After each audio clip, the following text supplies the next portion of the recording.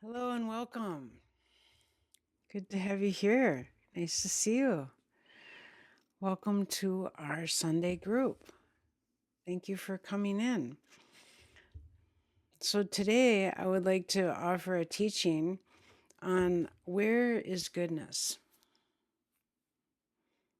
Where is it? Because that's part of our practice is working with our goodness, working with what we have. So it's important to reflect on this because it's so simple, it's easy to miss it. Okay. So many people spend their lives looking for goodness, looking for insight, looking for something that will make them feel whole or worthy or at peace. And often that search takes you outward into activities, into roles, into doing more and more and more.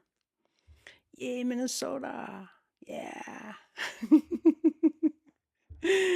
Yay, into, whatever it is, the rally, the march, what's happening, let's do it. It's just goodness in that. And I'm not saying there isn't, there is goodness in that, okay? And the Buddhist teaching is very simple.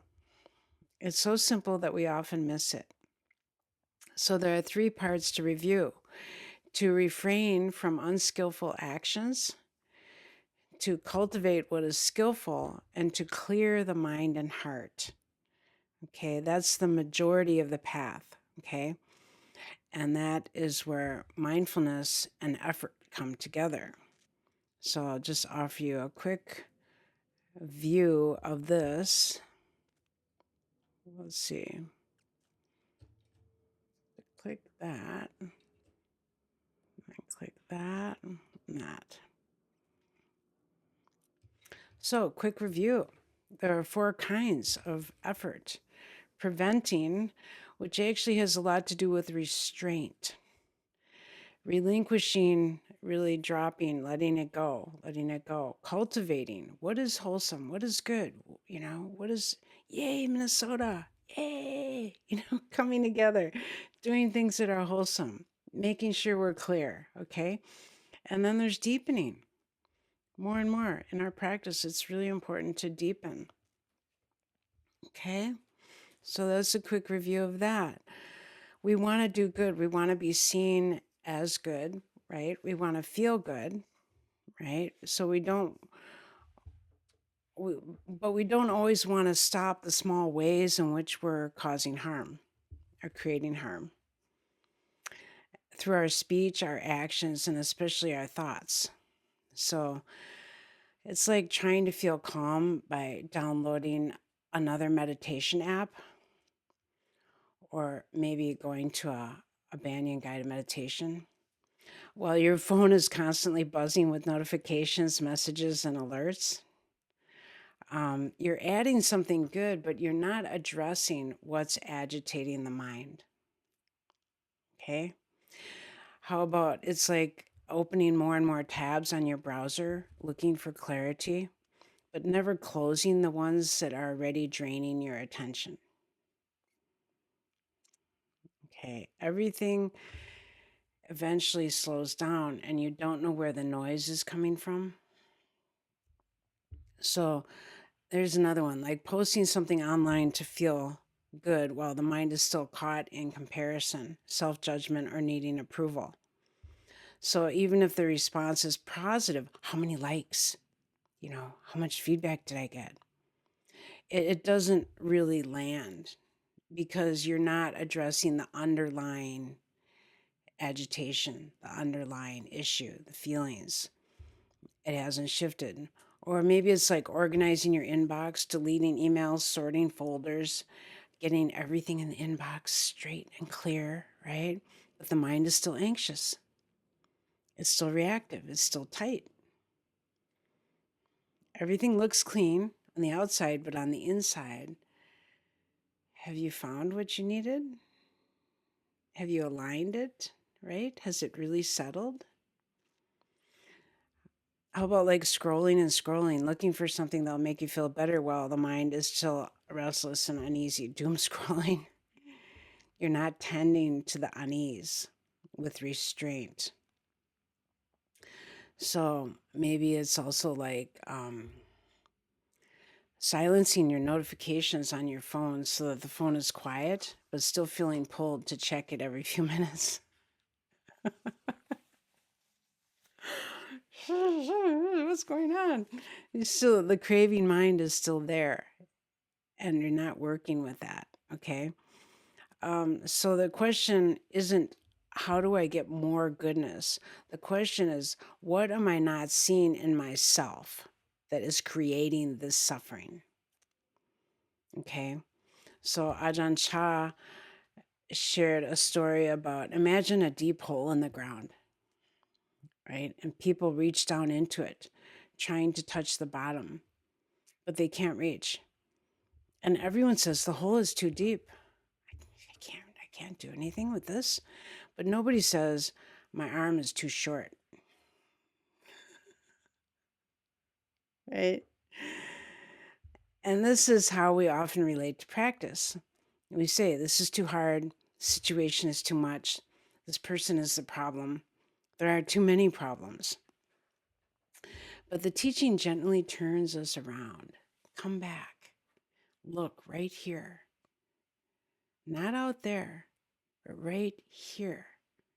Into your actions, your speech, your mind, right here and now. This is where the Dhamma lives. And this is where it's challenging because we're very good at going out, looking out there. What's happening out there? We're so good at that. And we need to get better at turning inward. What is going on here? You might be washing the dishes and completely focused on getting them clean, right? While the mind is tight, irritated, resentful. The dishes are clean, but the mind is not. The heart is not coming together with the mind, okay? So sometimes too, when we are doing something unskillful or harmful, you know, we can check ourselves. Am I seeing myself right now? You kind of take a view. Am I seeing myself with compassion and kindness? Or with restraint, with firmness? Enough of that, right? So sometimes we might be thinking, oh, will I get caught? Will anyone see me? And just go right ahead, right? And not really tune into our integrity. So that's the turning point where we turn toward ourselves. Because when awareness is present, when we truly see, we begin to have a choice. If you catch the mind in a moment of irritation or greed or judgment, you can pause. You can stop. You can feel it. You can choose not to act from that place. And that's the goodness right there. That's the goodness you're looking for right there. You can turn toward that. And that wisdom, that discernment is the goodness you're looking for. So when the mind is not clouded by harm, goodness begins to grow. Kindness, steadiness, generosity, clarity, and this is important. You don't have to go anywhere special to find it. Yeah. You don't have to wait for Jane Fonda to get up on stage. You don't have to wait for Joan Baez. You can do it right here and now. Okay. You don't need perfect conditions either. You don't need everyone around you to behave in a certain way. Because if your happiness depends on the world going your way, I want what I want, what I want it will always be fragile.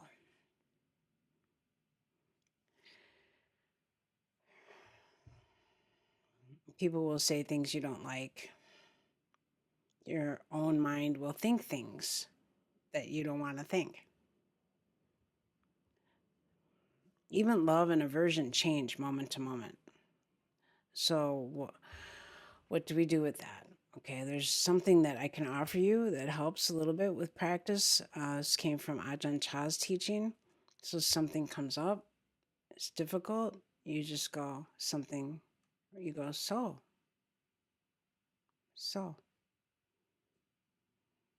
when the mind is caught in love, anger, or confusion. So, this means this too is not permanent. You don't have to push it away. You don't have to hold on to it. You just recognize and feel into the changing of it in that recognition. In that recognition, the grip softens a little bit. When we stop building our lives on what cannot stay, something very quiet and steady begins to emerge. A mind that's not constantly pulled and pushed. A mind that doesn't need everything to be different in order to be okay. So this is the beginning of clarity, not perfection, but clarity. And from that clarity, there's a certain kind of ease, a kind of inner smile. This isn't dependent on circumstances. So the invitation today is very, very close and immediate about going out there. Look at your own mind. When you see yourself getting agitated and using technology in inappropriate ways or other things, look at your own mind. There's harm there. See it. Pause. There's also goodness there. Support it. Remember, this too changes. So you can begin practicing this way, even if it's a little bit, little by little. You begin to build something much more stable and supportive than all of those changeable conditions that you can't hold on to. They're all flowing, they're all changing, they're all outside of your control. And that is where the real goodness lives, right here and now. So let's take a few moments to reflect, allowing the body to settle.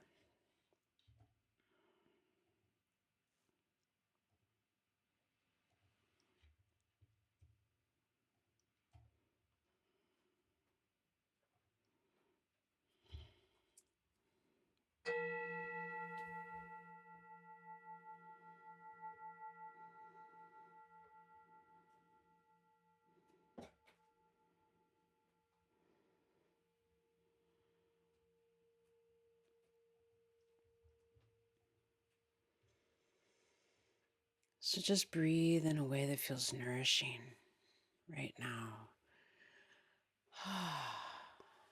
Feel the weight of the body supported by your chair, your cushion. And you can let the eyes close or soften your gaze, noticing the breath in the body.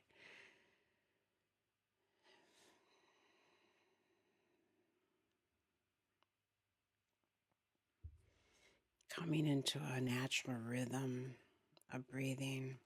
It feels really nourishing for you. Letting your breath anchor you here.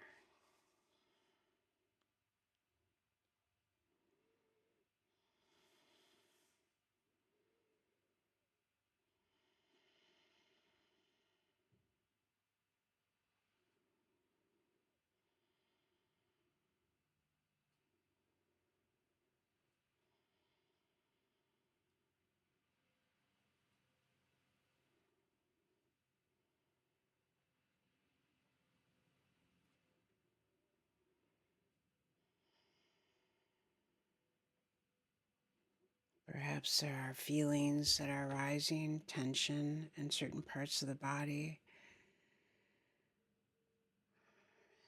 You could be in a state of restlessness or agitation right now. You might softly introduce a simple reflection. So,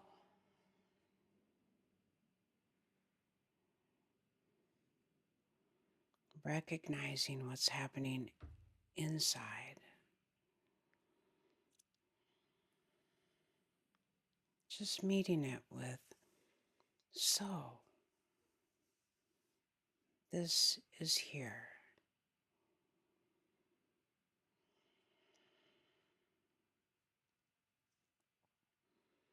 Noticing any tendency to push away from experience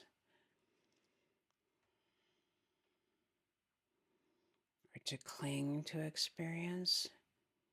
Just so.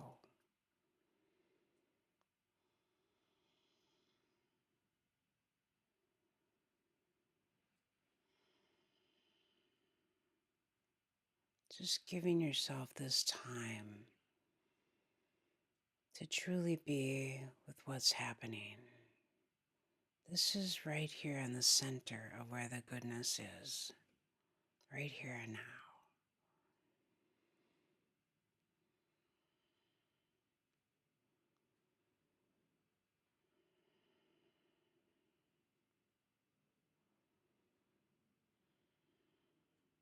If you notice something unskillful, irritation, judgment, tightening, just feel it. Feel the sensations of that in the body.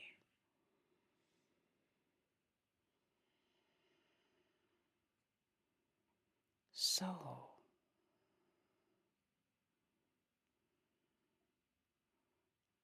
just knowing it, this is what's here.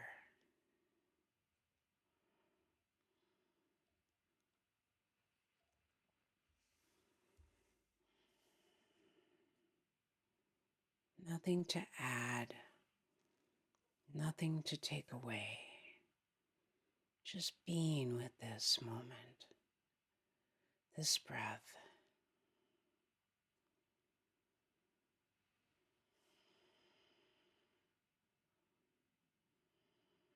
And if something wholesome arises, a moment of ease, a softening,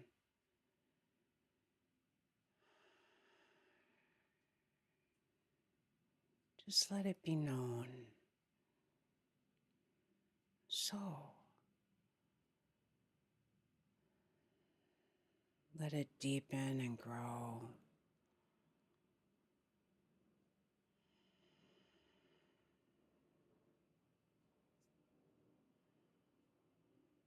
Feeling this breath. Breathing with ease.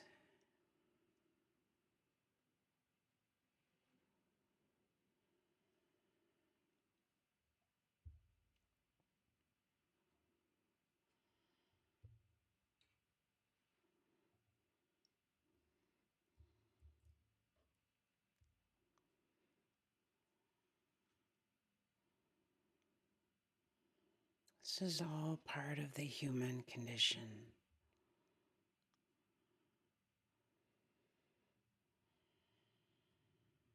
Deepening in this breath, in this moment, is where the center of the goodness is, right here.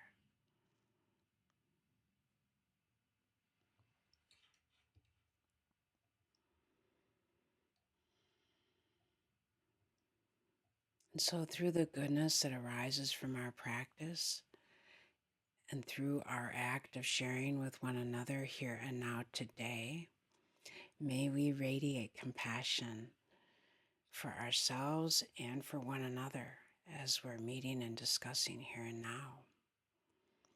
Because in so doing, this is how we come to know the blessings of this human life.